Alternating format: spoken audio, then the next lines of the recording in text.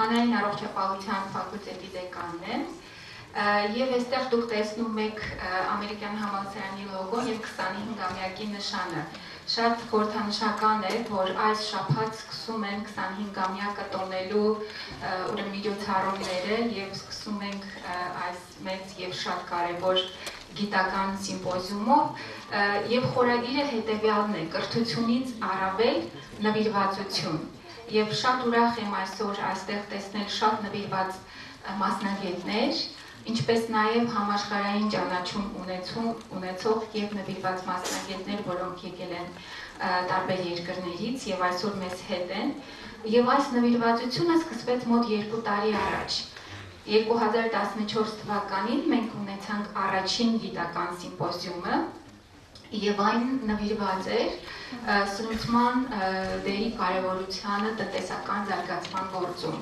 Եվ առաջին անգամ այն անդրադարձավ ոչ միայն թեր սնուցման, այլ նաև գեր սնուցման խնդիրներին, եւ ինչպես կարող է ճիշտ սնուցումը կանխարգելել շատ եւ շատ ոչ վարակիչ հիվանդություններ։ Այսօր շարունակում ենք եւ այսօրվա գիտական սիմպոզիումի թեման է այսօրվա սնուցումը կարևոր է վաղը եւ կանդրադառնանք շատ սնուցման հետ կապված խնդիրների, ինչպես նաեւ կանդրադառնանք միկրոէլեմենտների կարևորության խնդիրներին։ Եվ ցանկանում եմ նշել այսօր շատ կարևոր գործընկերներին, առանց որոնց այսօրվա գիտական սիմպոզիումը չէր կարող տեղի ունենալ։ Դա Հայ օգնության ֆոնդն է, որի ջանքերի շնորհիվ հնարավոր եղավ երկրորդ անգամ եւ առաջին անգամ եւ երկրորդ անգամ կազմակերպել այս սիմպոզիումը, ինչպես նաեւ ցանկանում եմ նշել Կոլումբիայի համալսարանի բժշկական ինստիտուտը, որը նաեւ ունի մարդու սնուցման առանձին ինստիտուտ եւ այդ ինստիտուտի շատ մասնագետներ այսօր մեծ հետ են։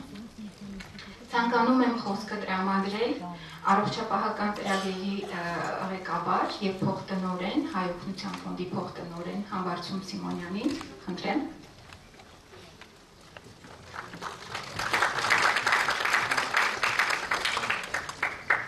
Շնորհակալություն Արփի ջան։ Ես ողջունում եմ բոլոր մասնակիցներին եւ ուզում եմ իմ ողջունի խոսքը ասելուց բացի ուղղակի շատ կարճ ակնարկ անել երկու անդրադարձ Վարդին շատ լավ ներկայացրեց իմ գործընկերը այս համաժողովի նշանակությունը եւ առասարակ գաղտնիք չի այսօր սնուցման եւ սննդի դերը այն խնդիրները որ կա ամբողջ աշխարհում թե զարգացած երկրներում թե զարգացող երկրներում եւ ամբողջ խնդիրը նրանում է, որ մենք ունենք երկու ուղղությամբ խնդիրներ թերսնուցման, գերսնուցման եւ դրանցից բխող բոլոր հետևանքներով հիվանդային դրսևորումներով։ Ուրեմն այդ ակնարկը ինչի մասին ասեցի, դեռևս 2011 թվականին արժանահիշատակ Էդգար Օսեփյանի, պրոֆեսոր Էդգար Օսեփյանի ջանքերի շնորհիվ, ով Հայ օգնության ֆոնդի հիմնադիրն է, մեծ բարերար բժիշկ, Պրոֆեսոր Ռիչարդ Բեկելբաումը աշխարհահռչակ փորձագետ մասնագետ սնուցման կատարեց իր առաջին այցը Հայաստան ճանաչողական այց մեր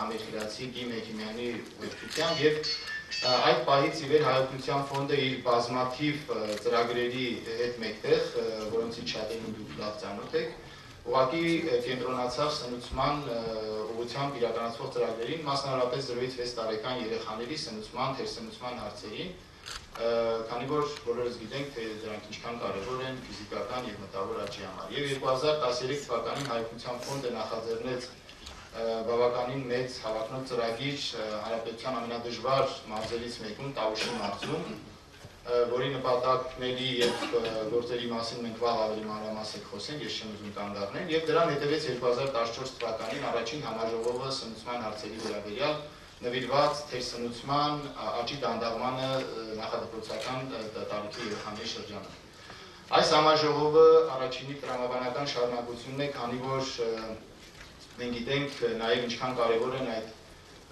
սննդամթերքի այլ բաղադրիչները նորմալ աճի զարգացման համար եւ ոչ վարակային հիվանդությունների կանխարգելման համար։ Եվ այսօր մեր նպատակն է ստեղծել հարթակ, որտեղ մի հայտարարի կգան եւ փորձի փոխանակում եւ գիտելիքի փոխանակում կլինի առաջատար փորձի, տեղական փորձի եւ մենք կուզենանք մեր նպատակն է գալ մի վիճակի, երբ որ մենք տեսնենք այն ամենաարդյունավետ ճանապարհները ինչպես լուծենք այդ խնդիրները, որոնք այսօր ծավալցած են։ Այդ իսկ պատճառով մենք հրավիրեցինք, խնդրեցինք ևս մեկ անգամ Կոլումբիայի համալսարանի մարդու սնուցման ինստիտուտի անձնակազմի փորձագետներին եւ մեր մյուս գոլեգաներին, գործընկերներին գալ Հայաստան։ Իմ շնորհակալություն եմ ուզում հայտնել ամերիկյան համալսարանին, Հայաստանի ամերիկյան համալսարանին մեզ աջակցելու եւ այս կոնֆերանսը ևս մեկ անգամ գնալու համար։ Ես բոլորիդ մաղթում եմ արդյունավետ աշխատանք եւ շնորհակալություն մասնակցության համար։ Հուսով եմ, որ մենք բոլորս կգանք մի լավ որոշման գիտելիքներով դուրս կգանք այս համաժողովից։ Շնորհակալություն։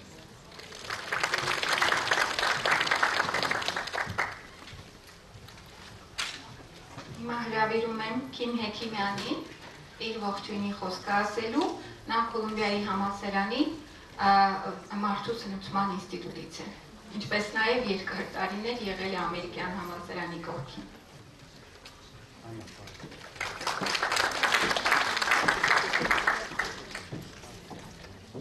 Բարև ձեզ, մեծ հաճույք է ձեզ հետ նորից տեղի լինենք, ես անձամբ երկար զբաղություն ունեմ այս Հայաստանի ամերիկյան համալսարանի եւ ընդհանրապես Հայաստանին, սկսած եմ գալու 91 թվականից եւ նոր երեքը հասկացա, որ մտածում եմ ինչ ասեմ այսօր, հասկացա, որ 25 տարի է նշանակում, որ այստեղ եկել եմ, բայց չեմ զգում, որ այդ 25 տարի անցել է։ Ճիշտ չեմ ասում, 25 տարի չի անցել։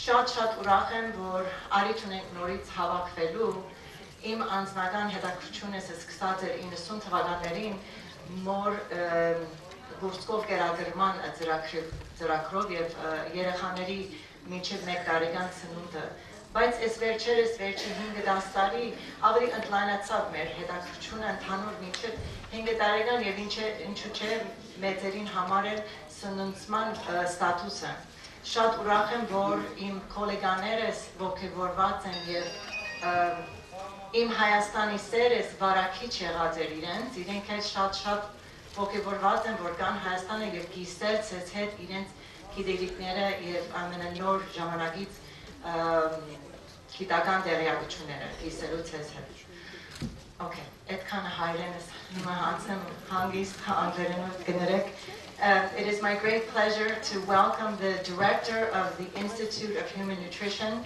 from Columbia University College of Physicians and Surgeons, that's our medical school at Columbia University, Dr. Richard Deckelbaum, trained as a pediatrician. He's from Canada, and he's a specialist in many things, including his lab science research in lipids and his work in global health for global nutrition, and most recently the sort of combination of the economy and nutrition, eco-nutrition, and I would really like you to give a warm welcome. Richard has been here, Dr. Deckelbaum has been here 4 or 5 times, and he has fallen in love with our country. He has a long history of being friends with Armenians, starting from where he grew up in Montreal, Canada.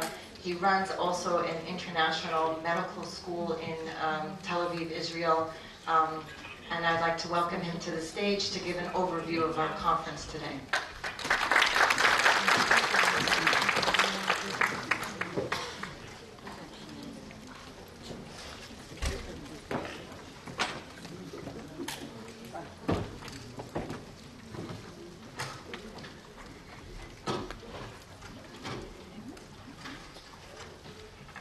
Well, it's really terrific to be here. You'll notice I keep coming back, as Kim said, and that's because Armenia and Armenians have a special place in my heart, both from my time in Canada and my time in Jerusalem, where I had very, very close Armenian activities and friends, and it's really great to be back. And before I start, I just want to, everyone, let's give congratulations to the American University of Armenia for their 25th.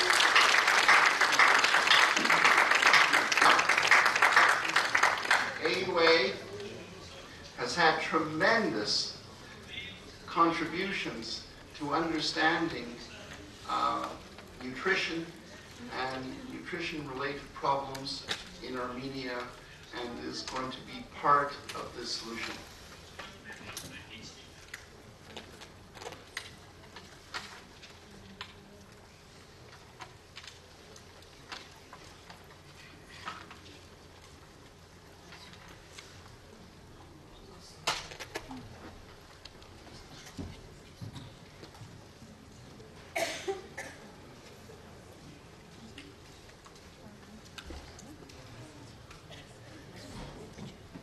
I bring you greetings from the Institute of Human Nutrition at Columbia University.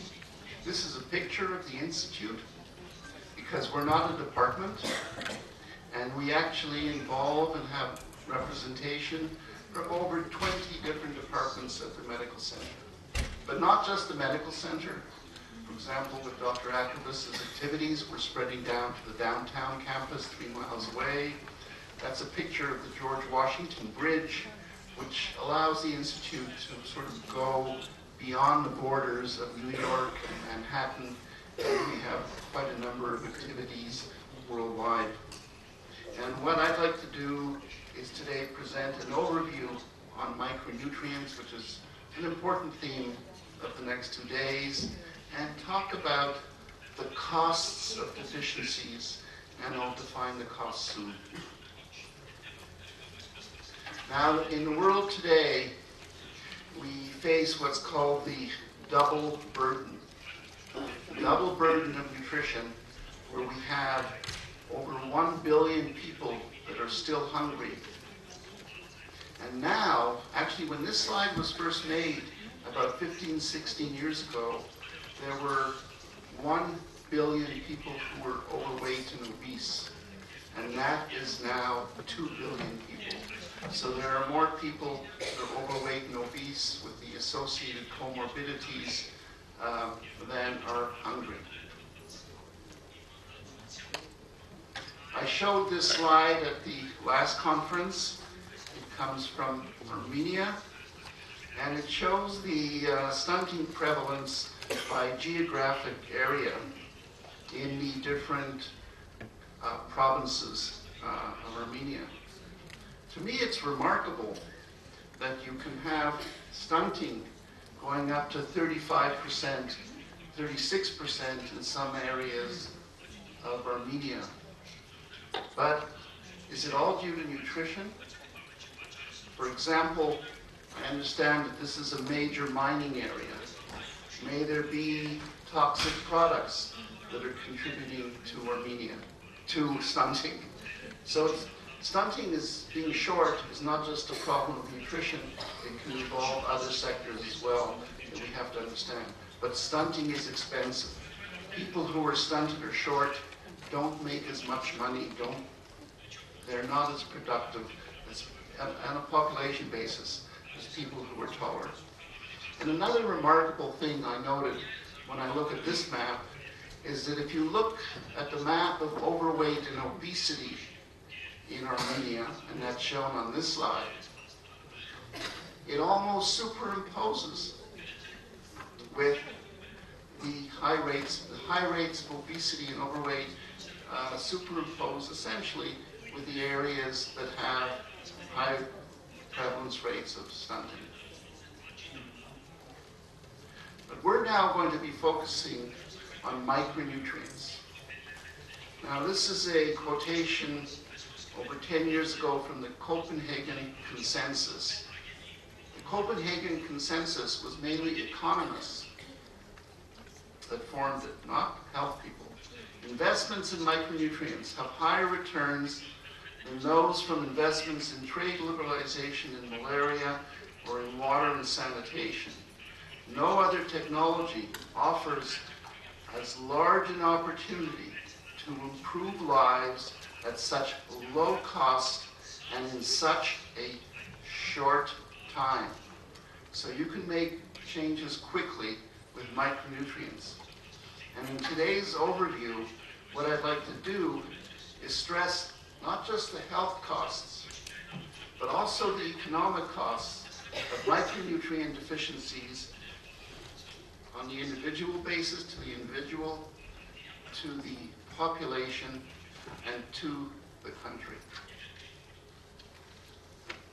So the micronutrients deficiencies contribute to what we call hidden malnutrition.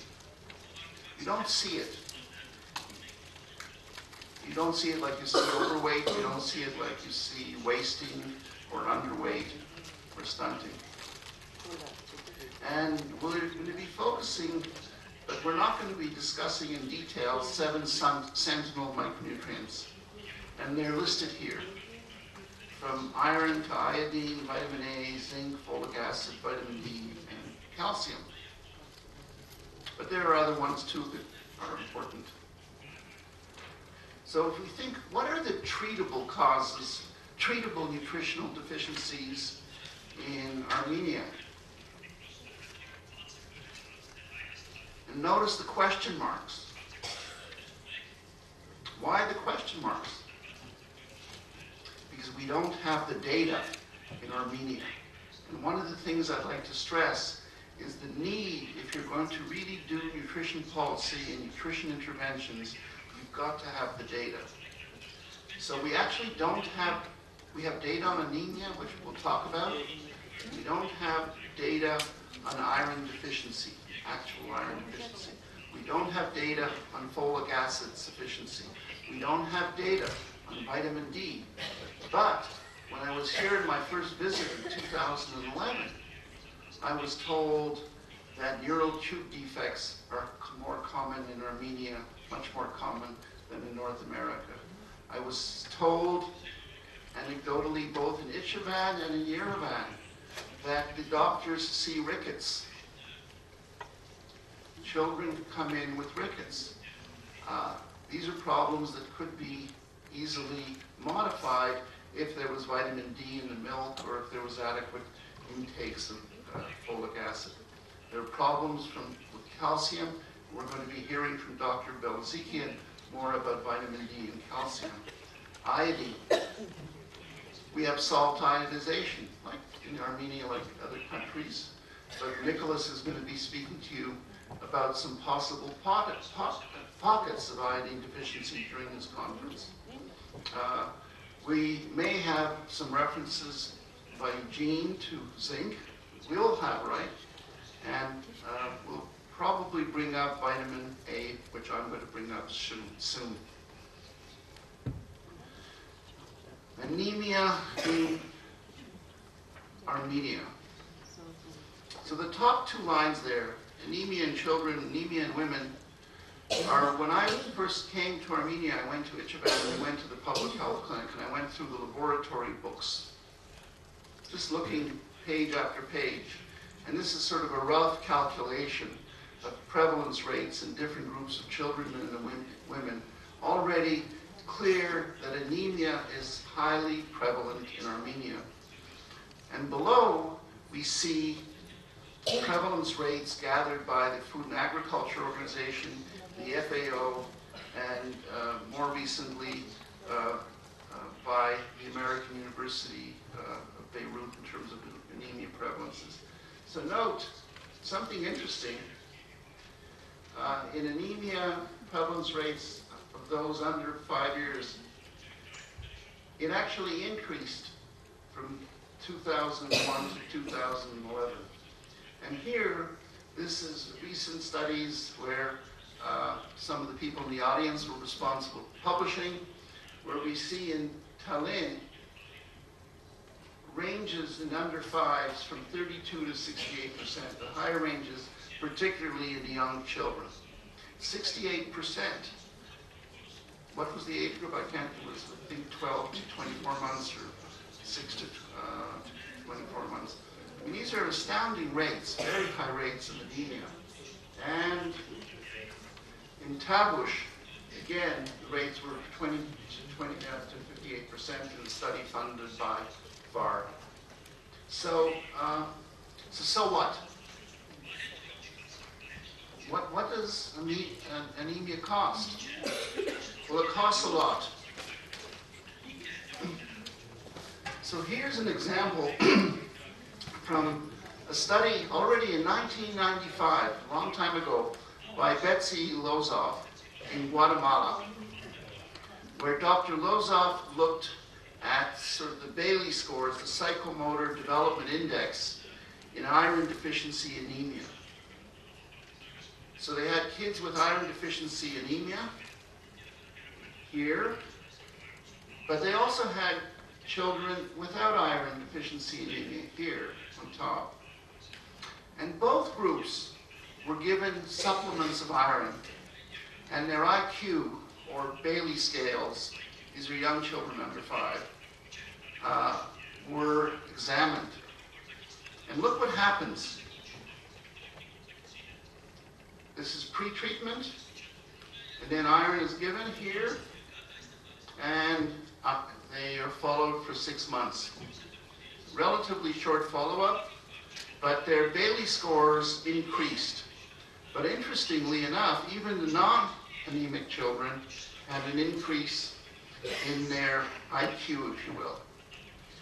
But note that the lines don't sort of get closer to each other. And it's now realized that when children have iron deficiency anemia and don't learn so well, when they get iron supplements, they learn better. But the long-term effects are such that they will never learn as well as if they had never had anemia to begin with. So it has major effects on learning.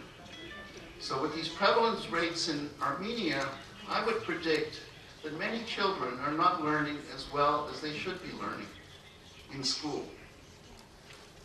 So if we look at the costs of anemia, we have decreased cognitive ability, effects, decreases in growth and productivity, decreased physical activity, decreased cell-mediated immunity. We have increased problems with preterm delivery, low birth weight infants, maternal disease and burden during pregnancy, hospital length of stay, cardiovascular problems, fatigue, greater risk of falling, higher mortality and morbidity because of anemia. And in a study published by Ian Darton-Hill and colleagues, where they looked at 10 countries, anemia decreased the gross domestic product by over 4%. This is a big figure, big costly figure in terms of economics. Let's look at some specific micronutrients now. We're not going to cover it all. Here's vitamin A deficiency. Vitamin A deficiency is the most common cause of blindness still worldwide. So this is the severe deficiency. But much more common than the severe deficiency is what we call subclinical deficiency. So where vitamin A levels aren't low enough to cause blindness, but they cause other problems. You don't see the eye problems, but you see increased morbidity and mortality from infectious diseases, respiratory diseases, diarrheal diseases, and these are associated with marked decreases in mainly in children, of the ability to provide an effective immune response against many infectious agents. Increased mortality, increased morbidity. There's also effects on reproductive health and overall growth and development. Vitamin D deficiency. The classic picture is rickets. And I don't know if we have exact figures on prevalence rates of rickets. In Armenia, we have very little data on prevalence of vitamin D levels, or actually no data in Armenia. So this is the classic picture of severe deficiency that everyone learns in school, in universities, and medical school. But in recent years, it's been realized that subclinical vitamin D deficiency, again, not enough to cause rickets, contributes not just to bone health, but subclinical vitamin D deficiency is related to increased risk of cardiovascular disease, some cancers, diabetes, other non-communicable diseases, mental health, etc. So I'm asking the question now, does subclinical vitamin D deficiency contribute to the major cause of death in Armenia, which is the non-communicable diseases, which accounts for 90% of all deaths in this country? What is the role of vitamin D deficiency? We don't know, because we don't have data on vitamin D deficiency in terms of its subclinical effects. Iodine deficiency, typical picture of goiter. But worldwide, the major deficiency of iodine is what we call subclinical deficiency. And this has major effects. Again, not enough to cause goiter, but enough to cause an increased stillbirths, abortions, congenital anomalies. But the major effect, major cost of subclinical iodine deficiency is during pregnancy. When women don't get enough iodine during pregnancy, their infants, their babies are going to be children, they're going to grow into adults whose IQ will be 10 to 15 points lower than it would have been had mother had sufficient iodine during pregnancy. What's the cost of many adults having an IQ of 10 to 15 points lower than it should have been?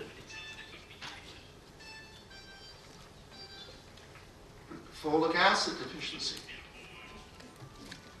Folic acid deficiency is shown to be a major risk factor for increasing neural tube defects and spina bifida.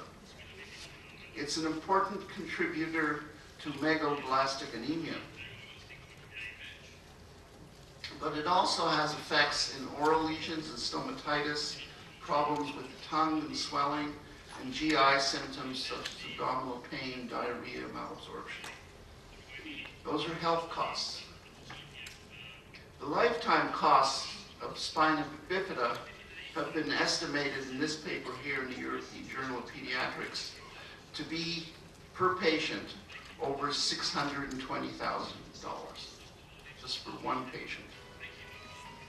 Neural tube defects cost $52,000 per year per patient, per year. Really expensive and totally preventable by folic acid sufficiency. So the cost of undernutrition, this is a report from the Food and Agriculture Organization, evidence that 46 million years of productive disability-free life were lost. This is 1990, 25 years ago. The result of lost social productivity caused by 4 types of malnutrition. Here stunting comes back, but also disorders related to iodine, especially iron. I think that's going to be important in Armenia, and vitamin A deficiency. So that's sort of an overview of the problems. What about the solutions?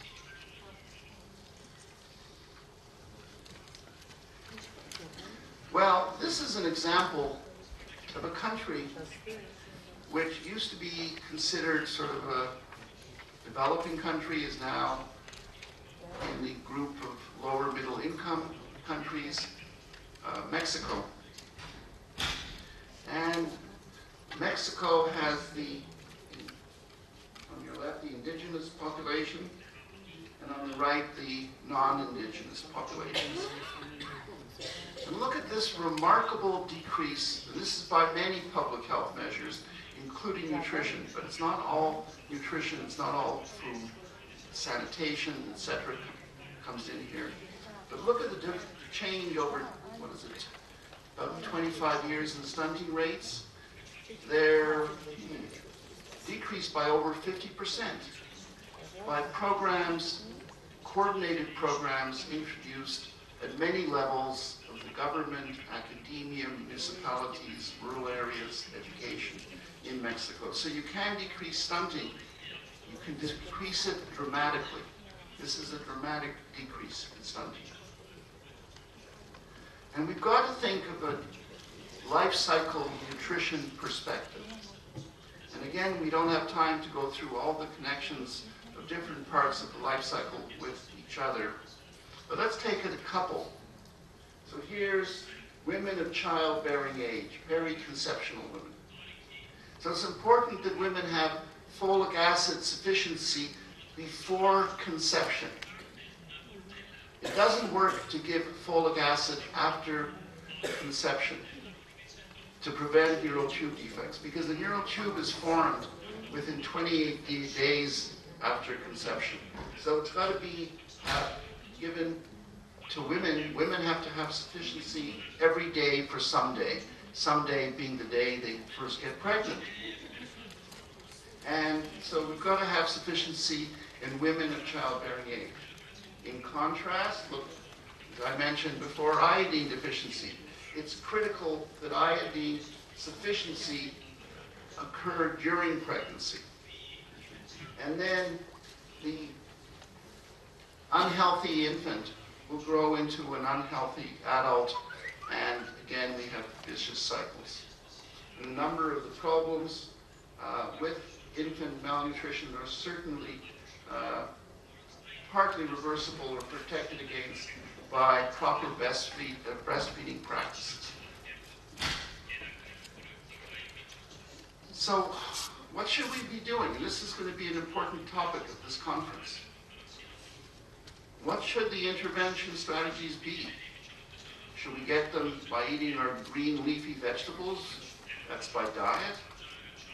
Should we be considering putting micronutrients in the flour, fortification?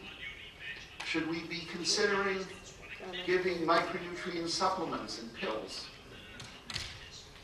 Well, all three are options, and we'll have terrific discussions, I think, in the next couple of days on these options.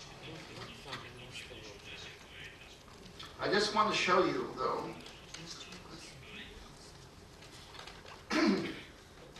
let's look at the major staples in the world. Populations that are largely dependent on rice, on corn, beans, wheat, like Armenia, potatoes. And what you see on this slide here, on the bottom, are micronutrients. And on the y-axis, you see sort of what would be the recommended daily intake, shown by the dotted line, which would be about 100%. So the message here is that most of the staples used worldwide are really poor in micronutrients. Potatoes only have vitamin C if you eat the peel, which I'm told, how many in Armenia eat the peel of the potatoes? I'm told it's not common. So you're not getting vitamin C either when you eat potatoes in Armenia. So these are the staples. Now let's look, if we make the diet, let's look at the wheat-based diet, make it a bit more diverse, and introduce, upper left, 2 servings of carrots a week. Well, we get vitamin A sufficiency. Add 2 servings of oranges a week, vitamin C. Add lentils, folic acid comes up. Add wheat, iron comes up, etc. So you can get micronutrient sufficiency through diversity in the diet. But what's the problem? The problem is it doesn't happen. It just doesn't happen in most populations. It doesn't happen in Canada, it doesn't happen in the United States, and it doesn't happen in Europe. So therefore we need to also think about other potential strategies. We need to consider bringing the different sectors together, integrating agricultural policy, ecology policy, to include climate change, we need to include socioeconomic thinking and policy to achieve sustainable and healthy nutrition. We've got to bring the sectors together. We've got to plan. Not just nutrition alone is in a vacuum, but we've got to plan it together with the other sectors.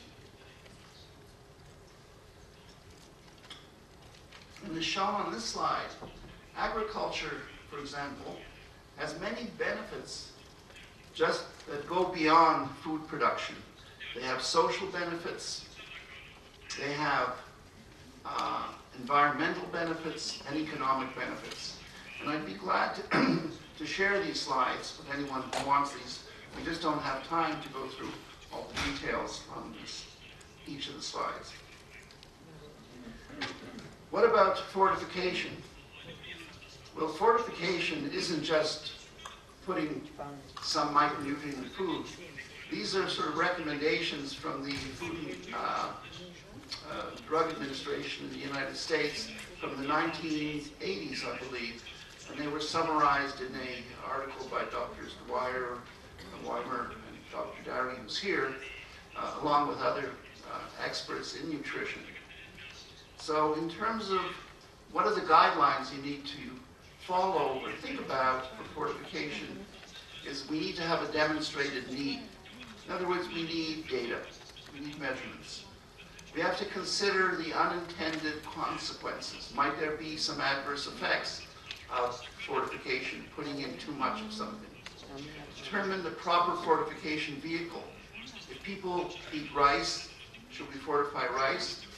If you fortify rice in Armenia, is it as good as fortifying flour? Will it have the same effects? Should we study the potential impacts on the intakes and status for different ages, different sex groups? And very important, you've got to do monitoring after fortification to make sure that you're actually fortifying, but you've also got to do monitoring on the health and also on the economic benefits. Supplementation. This is an area where there's been many, many papers, not all in agreement with one another, but in general, multiple micronutrient supplementation has been shown to decrease childhood anemia, increase weight gain, better growth, and for women to have babies that are taller or longer, decreases in low birth weight and decreases in congenital birth defects. The real truth is that nutrition programs are not really expensive. And what this slide shows, and I'll just emphasize the ones at the bottom with the yellow, is what's the economic return? Well, economic return for $1 invested. So if we look at iodine, up to $500 for every dollar invested, vitamin A, over $40 for every dollar invested, iron fortification, up to $200 for every dollar invested. I live in New York. Wall Street never has such high returns on investment. So these are not expensive, but they have tremendous economic benefits. And again, here's an example of another country that took a major problem, childhood anemia, and this is shown on the left in the urban, and in the middle in the rural population, and the total population. Just look in such a short time, from 1999 to 2012, marked decreases in the prevalence of anemia in children from 12 to 45 months. In Mexico, sorry. This is in Mexico. Thank you, Kim. Here's another example. We've been doing work in nutrition surveys in the West Bank and Palestine in school children. And this data is from 2009, which is 3 years after the Palestinians started to fortify their flour with about 9 micronutrients, including folic acid and iron.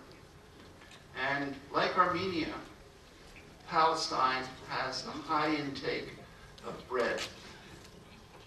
And look at the anemia rates here in the yellow bars in different areas in male and female school children in the Palestinian population. So those are the yellow bars.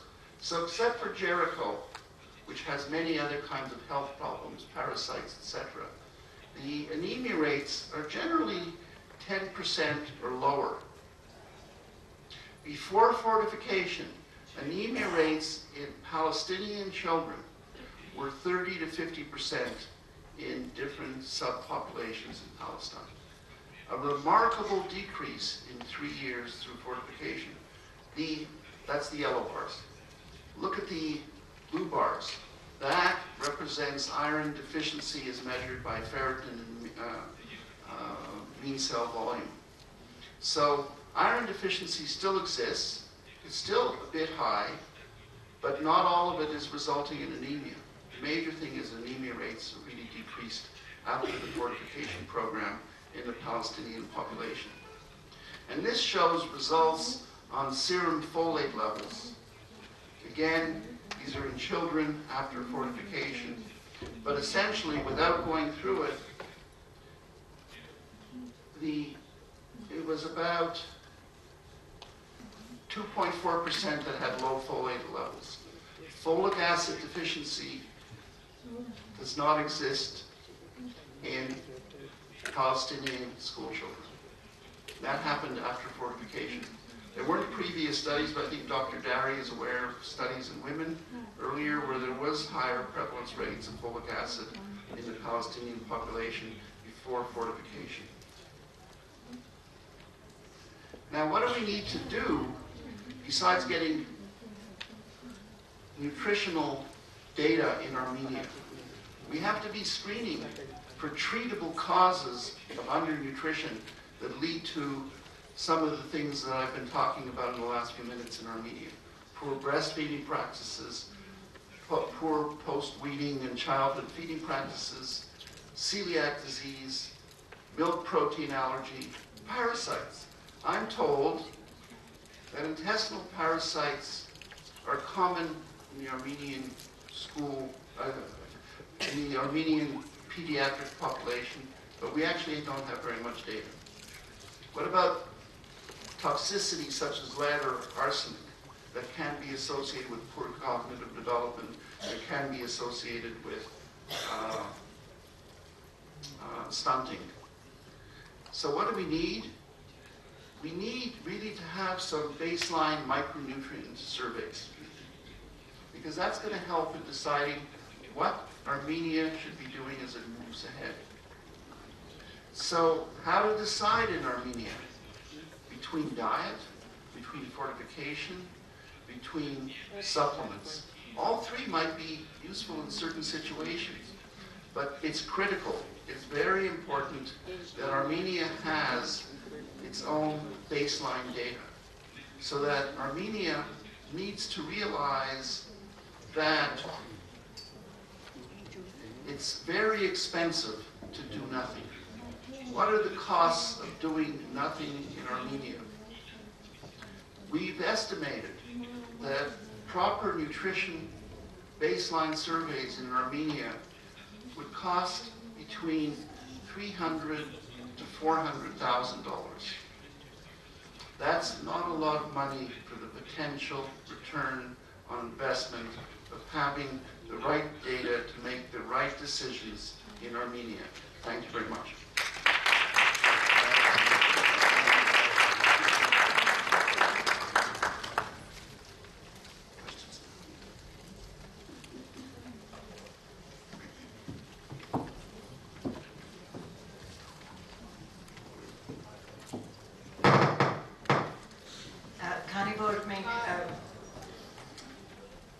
Ծրագիրը հետևում ենք ճիշտ լավ ժամին, հիմա մտածում ենք, որ ամեն խոսողից հետո մինչև 3 հարցում պատասխանենք, իսկ մենք այս սեսիային մինչև լանչին, այսինքն այս սեսիայի վերջում մենք կունենանք բավականին ժամանակը, որ բաց հարց եւ պատասխան session ունենանք։ So հիմա եթե հարցումներ կան ճիշտ Dr. Deckelbaum-ին համար խնդրեմ։ Իսկ եթե չէ, դուք գրեցեք ձեր հարցումները, որովհետեւ հիշեք discussion-ին ընթացքին խոսենք։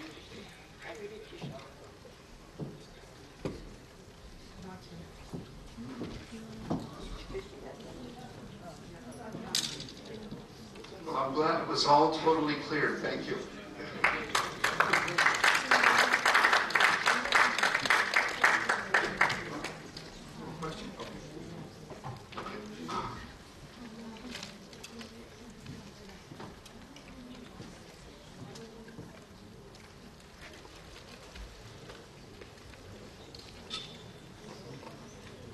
Կարտոֆիլի կեղևի վիտամին C-ով հարուստ լինելը ինձ համար նորություն էր։ Դա գրիպակրակ իրոք ես ձեի բանը էր։ Մենք լսել ենք, որ կալիով հարուստ։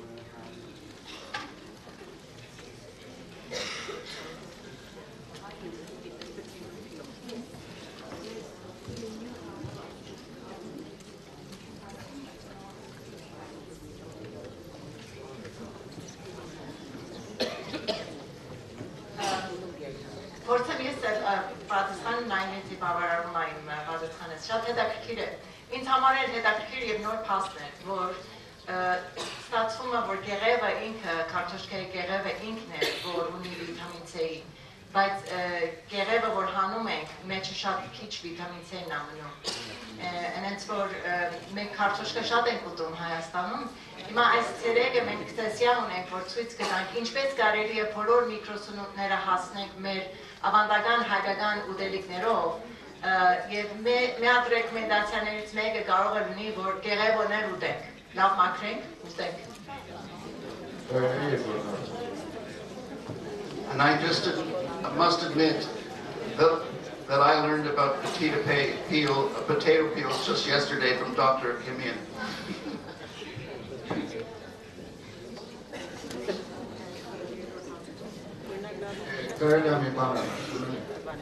Զոտությունները, որ կար պաղեստինցիների վերաբերյալ, իսկ ինչու միայն պաղեստինցիների, հրեաներն ինչու չեն ուզում։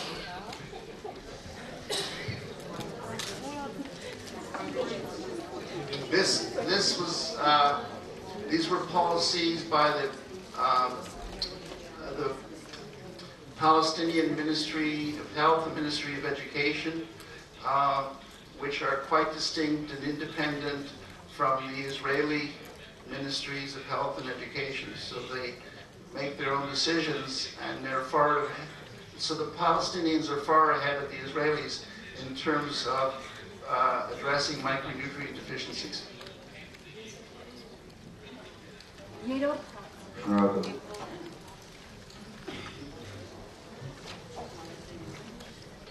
Ինձ հետաքրքրում է ալյուրի հարստացման վերաբերյալ, որ խոսում ենք, վիտամինները մենք գիտենք, որ ջերմությունից քայքայվում են։ Ինչպես կարող է այդ ալյուրի հաստատելու ընթացքում այդ հարստացված վիտամինները չքայքայվեն։ This is a question that I'm going to suggest we address later because there are some sensitivity to this for some of the micronutrients, but I would prefer that Dr. Dari, when he speaks later, gives the answer to that question. But I think the important thing is to monitor. It's just putting a micronutrient into a staple food, for example, such as rice or flour, doesn't mean that it's going to be absorbed, doesn't mean that it's going to be functional once it gets in the body. There's bioavailability factors, there's competition between different micronutrients. So it's not just a simple, just let's put it in. And there could be more discussion on this later.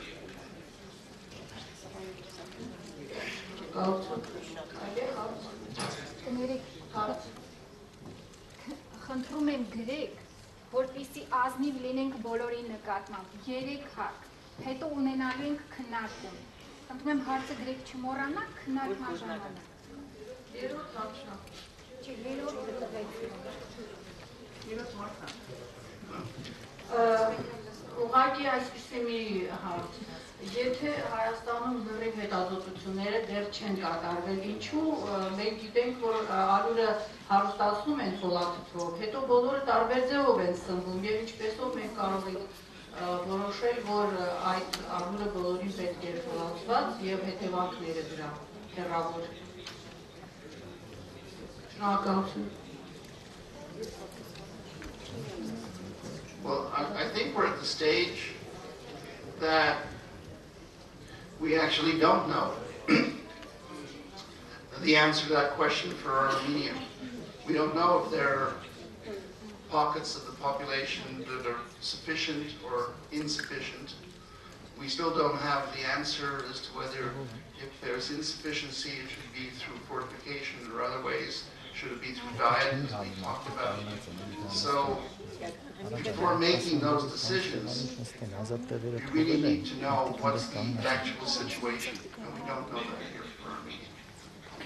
We don't know which provinces may be worse off than other provinces, or better off than other provinces in terms of folic acid sufficiency. That's what we need the surveys for.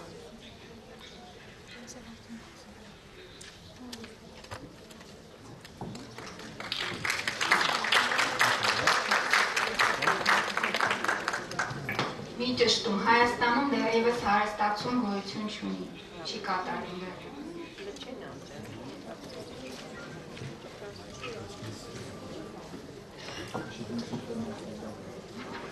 Thank you very much to Dr. Deckelbaum. To many of you who have questions who haven't had a chance to ask them, if you notice in the agenda, assuming that we move along in a timely manner, we should be able to have a full half an hour of discussion. I know that this topic is interesting to all of us, and I would like to have a few more experts speak before we open for discussion. Also, remember that if you look at the agenda, we're going to be having a session in the afternoon about dietary approaches. So right now we're discussing micronutrients, and then we're going to be discussing dietary approaches to sufficiency, and finally at the end of the day, looking at, particularly for pediatrics, ways that we might simply follow growth and identify and screen for micronutrient deficiencies. So that being said, I'm very, very, very happy to introduce our next speaker. Dr. John Belizikian was the chief endocrinologist at Columbia University Medical School for many years, and is recently now the vice chair for international education initiatives for the Columbia Medical School. Many of you in this audience know him well. He has been coming to Armenia year after year for the last 10 years to run an annual osteoporosis symposium, and it is entirely due to Dr. Belizikian's shonoriv that we have DEXA machines situated throughout Armenia, and utilizing those DEXA machines for appropriate diagnosis for osteoporosis. Without him, I don't think that we would have had nearly as much movement in this area in this country. Today, for our conference on micronutrients, he's going to talk about the importance of calcium and vitamin D and the potential deficiencies in Armenia and what that means for us in today's discussion. Thank you, Dr. Belizikian.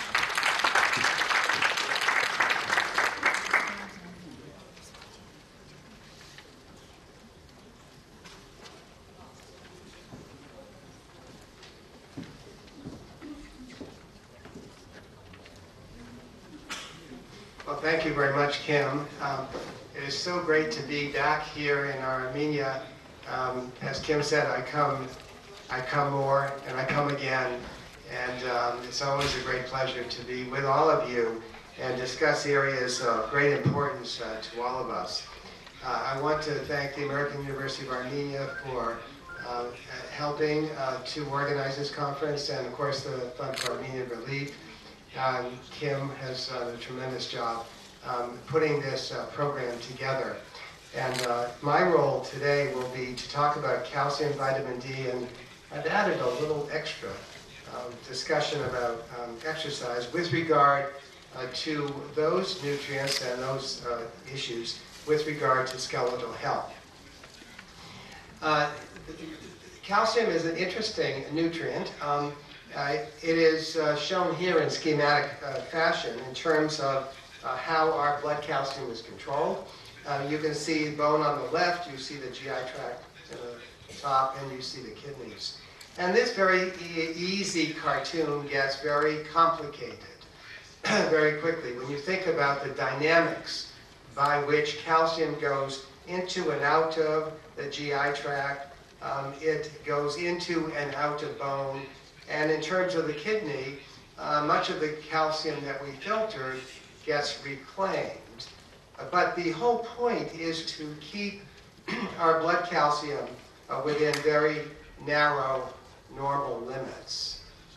So this is a very interesting nutrient because it is hormonally controlled, and the control mechanisms are designed to keep our blood calcium normal at all times, even though it may be detrimental to our skeleton.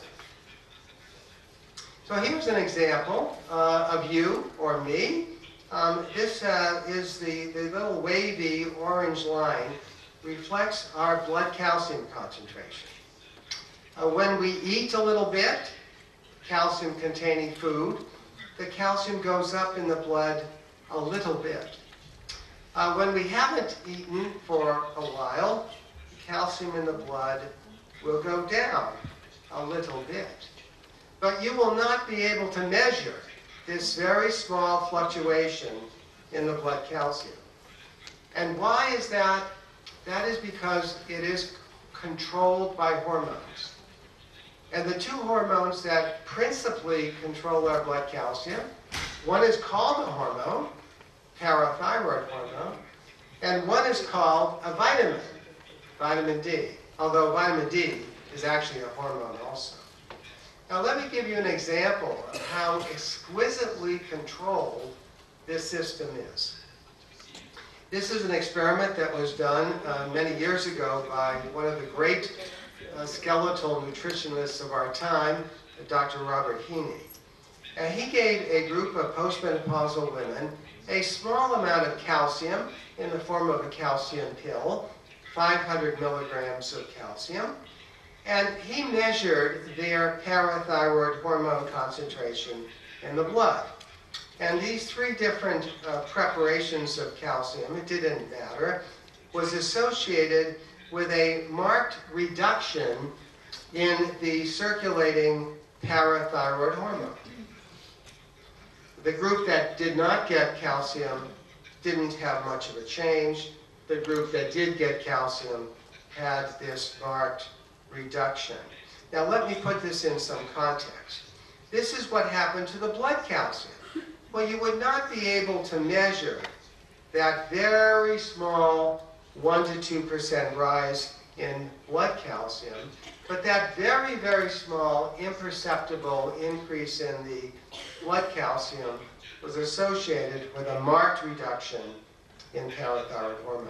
The net effect of this would be to bring calcium from the bones back into the bloodstream and to conserve more calcium from the kidney, all to restore that very small reduction in the calcium. Now the other hormone is vitamin D. Dr. Deckelbaum has introduced you to vitamin D. I think all of you know about this activation sequence. On the left is parent vitamin D. It gets converted in the liver to a molecule called 25-hydroxy vitamin D. And that 25-hydroxy vitamin D gets fully activated in the kidney to become 1,25-dihydroxy vitamin D. The storage form of vitamin D is that middle molecule, 25-hydroxy vitamin D. What does vitamin D do? And when I say vitamin D, I refer to 25-hydroxy vitamin D as the storage form. But when we talk about the active vitamin D, I'm talking about 1,25-dihydroxy vitamin D. The net effect is to mobilize calcium from the bones, just like parathyroid hormone, and to facilitate calcium absorption from the gastrointestinal tract. Now, we're going to be talking about osteoporosis. Osteoporosis is a state of skeletal calcium deficiency, but not of abnormalities in the serum calcium. So, question for all of us. The serum calcium in osteoporosis is typically normal, high, or low. I think all of you should get the answer from what I have already said. It's typically normal. So here's a calcium deficiency state in which, when you measure the blood calcium, it's completely normal. But the consequences of that calcium deficiency state is a disease, and that disease is called osteoporosis. Now you can use words on the left. That is a word definition of osteoporosis, a skeletal disorder characterized by compromised bone strength, predisposing to an increased risk of fracture. Or you could define osteoporosis in pictures on the right. The top panel shows in graphic terms what we're talking about. We're talking about a disorder in which there is too little bone, but the bone that is left is completely disordered from its microstructural underpinnings, in contrast to the beautiful microarchitecture of normal bone. So osteoporosis is a skeletal calcium deficiency disease, not a state of abnormal serum calcium concentration, but which is associated with bone loss and microarchitectural deterioration. Osteoporosis is a global problem. If you look at this map of the world in yellow and then in pink, these are projections over about 100 years. And you can see that every region in the world is experiencing a marked increase in the incidence of osteoporosis. There are over 200 million women worldwide, women who are not necessarily old. 1/3 of these women are between the ages of 60 and 70. If you take a typical country like the United States, I don't know about Armenia because we don't have the data, but if you take a typical woman in the US at the age of 50, and she has a 30 to 50% chance of having one or more vertebral fractures by the time she reaches the age of 80. And as I point out, this global problem is going to reach about 6 million hip fractures worldwide by the year 2050. And again, by regions, this again illustrates the problem. In Asia, and particularly in China, but we'll take Asia alone, half of those hip fractures will be in this part of the world. And let me just illustrate for you that when we talk about osteoporosis and the consequences of this disease, namely the osteoporotic fracture and specifically the hip fracture, we are not just talking about a broken bone. We're talking about a person who has a major increase of dying within the first year, or of experiencing permanent disability, or being unable to walk independently, or many of them are unable to carry out at least one activity of daily living. And in the middle of this slide, you actually see the risk of death from a clinical fracture, whether it's a hip fracture or a spine fracture. The relative risk of death is exceedingly higher than average.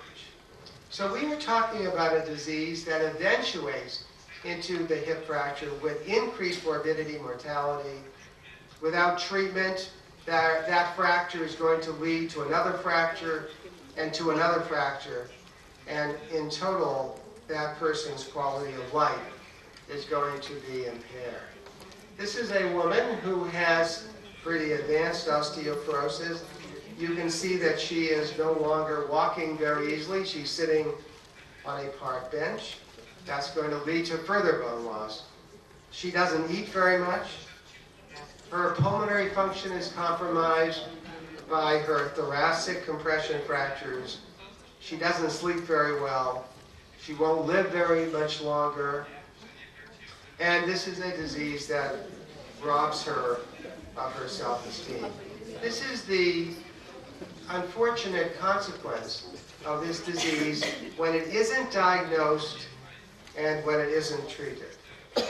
Narina Mamakoyan, who's one of the great ladies here in Armenia, said last year, osteoporosis is one of the most dangerous diseases of the 21st century. Okay, now, where do we start discussing this disease? Let me take you to the bottom point. Childhood nutrition is a key element in a disease that we see in adulthood. Osteoporosis is a problem that has its roots in childhood. Why do I say that? I say that because we accrue skeletal calcium when we're growing. And that growth curve, as you can see, reaches a peak somewhere between 20 years of age, maybe up to 30. And it is that period in life when our youngsters are going to accrue as much calcium in their bones that they ever will have. Let's take two examples, A and B. Somebody who is described as A has reached optimal peak bone mass. Very, very good. Because she, like the person described in B, is going to lose skeletal calcium as she gets older. But that person who's described as B is going to start with less bone than that person described by A. It would be nice if that youngster that we identify as B, if we could do something in her childhood, nutritionally, so as to do better.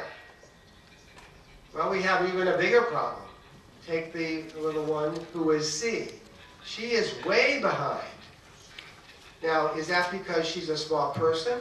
Maybe. Is it because her genes are not in her favor? Maybe. Is it because she has some hormonal problem with her menarche and missed periods and the like? Maybe. Is it because she is stunted and every aspect of her growth and development is being affected? Maybe. And I would say probably in some places here in Armenia.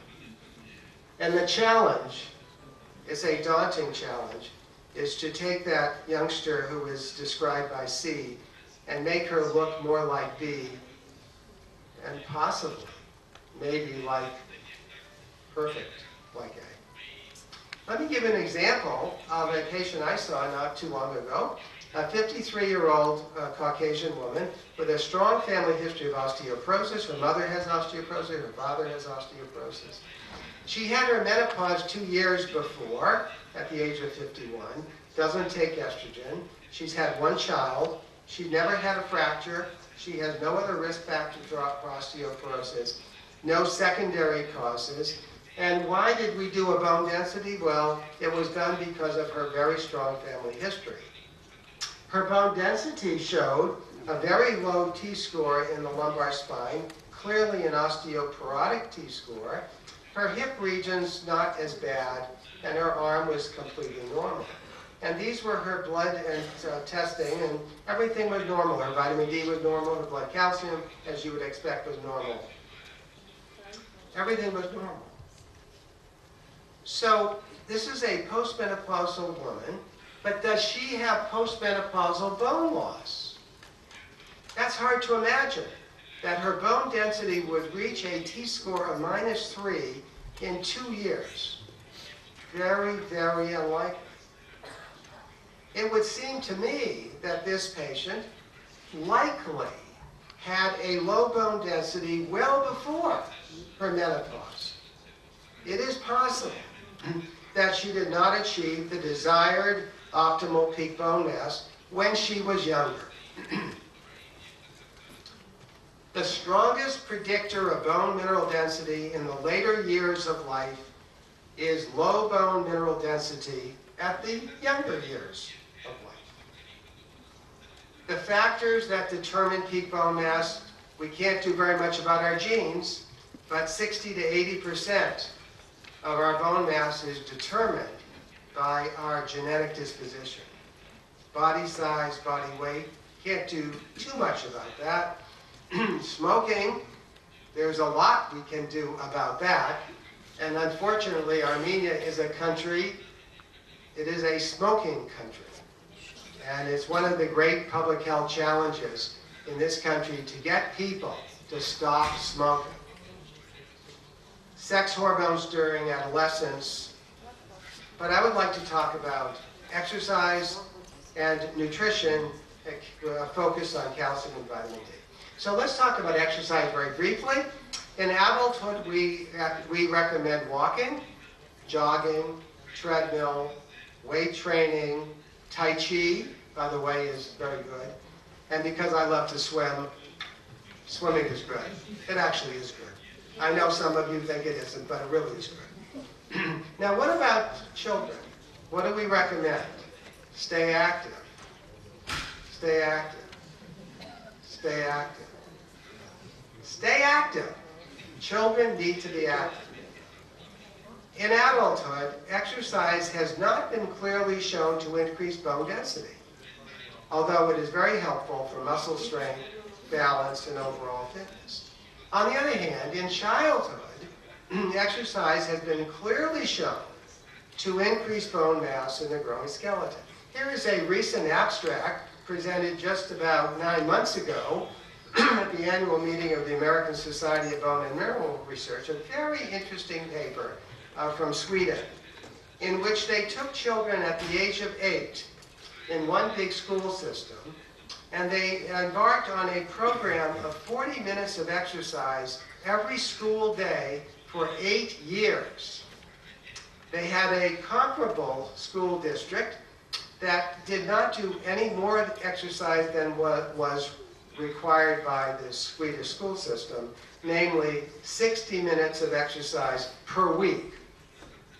And they looked at risk of fracture. By the way, children do have a risk of fracture, particularly when they're growing fast. And they measured bone density. It turned out that the relative risk of fracture among those exercising children was reduced by 50%. And as in concert with that, their bone mineral density was much higher, as well as their muscle strength. Clearly in childhood, exercise leads to better skeletal health in children. Now here's an example of a bar graph showing low physical activity up to high physical activity compared with low calcium intake and high calcium intake.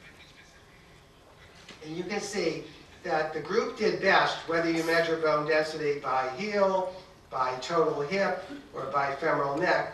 The group that did the best was the group that was involved in high physical activity and had high calcium intake. So the role of exercise in bone health induces growth of larger bones in children and influences peak bone mass. It's important for bone health in young adults, and it's increasingly important with aging. It slows but does not prevent bone loss. It maintains muscle strength and does decrease risk of falling. So children and adults are not getting enough exercise in Armenia and in the United States and any other big urban environment because of the urban environment, because of the scourge of television, the computer, the automobile. Nobody uses a bicycle anymore. Children, similarly, the urban environment, television, the computer, and these limited exercise programs in schools all are conspiring both in terms of children and adults, not to get the exercise that they need. Okay, let me move on to calcium. In Armenia, by a UN survey about 10 years ago, the average intake of dairy was 2.5 servings per week, not per day. Only 8% of the caloric intake came in through calcium-containing foods, well under nutritional requirements. Here are the nutritional requirements for in early childhood and also in young adulthood and then older individuals. And you'll notice that we're talking about 1,000 to 1,200 milligrams per day on average throughout life, except in very early childhood. Calcium preferably should come from natural sources. Dairy products are the best natural source of calcium. We use calcium supplementation only to make up the difference between the amount in foods, including calcium supplemented foods, and what is needed. We advise 500 to 600 milligrams at a time, and we advise calcium to be taken with food, preferably a protein-based food, for better absorption. The best sources of calcium: dairy products, green vegetables, and certain nuts like almonds. When we use calcium supplements, we use calcium carbonate. It's a more efficient source of calcium. But calcium citrate also is a very good source of calcium, and in a way it's perhaps more reliable in terms of absorption because it does not require gastric acid, and it may cause fewer gastrointestinal issues in comparison to calcium carbonate. Now, calcium is a threshold nutrient. What is a threshold nutrient? A threshold nutrient means that if you take more and more of it, you will do better and better. In this case, this would be calcium balance, until you reach a point beyond which more calcium, or that nutrient, if it's a threshold nutrient, doesn't do much better. So we know that calcium is a threshold nutrient, and it depends on where you are and who you're talking about. Caucasian women in New York, that threshold is around 1,200 milligrams per day. Chinese women in New York and Chinese women in Hong Kong, on the other hand, require much less calcium before they reach that threshold. Well, we have no idea what the threshold is in Armenia. We have absolutely no idea. Is it 800, 700? Is it 1,200? Is it more? We don't know. But calcium is important, and of course we recommend non-fat or low-fat dairy products. There is more calcium in low-fat and no-fat dairy products than there is in full-fat dairy products. Now, some of you are concerned about calcium. There is a literature that has developed that says, or alleges, that calcium may be bad for your cardiovascular health and will not improve your bone density. This work comes primarily from New Zealand. Many of us take issue with this literature. We do not think it is correct. The reports are based on retrospective and incomplete meta-analyses. The cardiovascular endpoints have not been consistent, and these studies have never addressed how much calcium is being used. And many of these studies have employed calcium intake that is much higher than we recommend, namely no more than 2.5 grams per day. I would argue that calcium is good for us. In moderation, dietary calcium is preferred over supplemental calcium. We use supplemental calcium to supplement. And there is no evidence that dietary and supplemental calcium less than 2.5 grams per day is harmful. Now, let me move on to vitamin D. Without enough vitamin D, we're not going to absorb our calcium. So even if we're getting enough calcium in our diet, if we are vitamin D deficient, we're not going to absorb the calcium. So we come back to our friend, that very important hormone, vitamin D, and we talk about 25-hydroxy vitamin D, because this is the way we determine vitamin D sufficiency. It's very different from calcium. You measure the calcium, it'll be normal. But if someone is vitamin D deficient, the 25-hydroxy vitamin D will be low. The problem is that it is a very expensive test. In Armenia, it's about $25 per sample. We don't have any really secure data on vitamin D sufficiency in Armenia. However, we have a lot of information about vitamin D throughout the world. And I would say, and I think this will be supported by what I'm going to cover now, vitamin D deficiency is very, very common. Now you ask, why is vitamin D deficiency very common? What's wrong with the sun? The sun is a major potential source of vitamin D. Well, partly it depends on the season.